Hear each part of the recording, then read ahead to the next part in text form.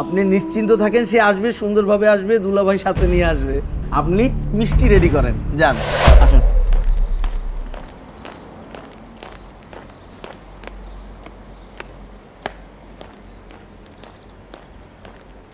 কি প্রবলেম? আমার বোন হারিয়ে গেছে। আজকে সমস্যা কি সাগর? সবাই এত আস্তে কথা বলতেছে কেন? জোরে বলেন। আমার বোন হারিয়ে গেছে। শিশু নাকি? হয়ে গেছে, বয়স কত? 35। 35? এত শিশু না, মহিলা। কি মনে রাখতে পারে না? ব্রেন শর্ট, স্মৃতিশক্তি কম? না না, তার কোনো সমস্যা নাই, সে পুরোপুরি সুস্থ। হারাই গেছে। হুম? আবার ব্রেনও ঠিক আছে। আপনার ইনফরমেশনে তো ঘাপলা লাগতেছে।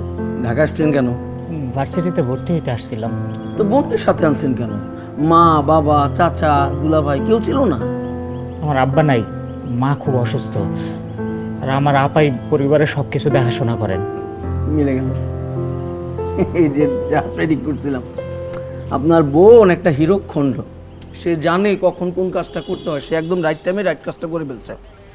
বোঝেন নাই? শিশু নাকি? বুঝবেন না কেন?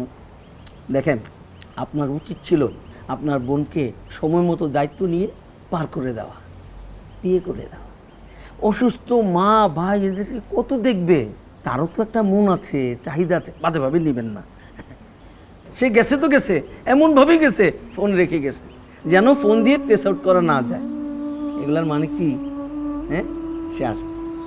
আপনি নিশ্চিন্ত থাকেন, সে আসবে, সুন্দরভাবে আসবে, দুলাভাই সাথে নিয়ে আসবে। আপনি মিষ্টি রেডি করেন, যান। আমি কালো জামটা পছন্দ করি, কালো জামের ব্যবস্থা রাখবেন, ঠিক আছে? আমাদের সবাইকে খাওয়া যাবেন, কি সাগর?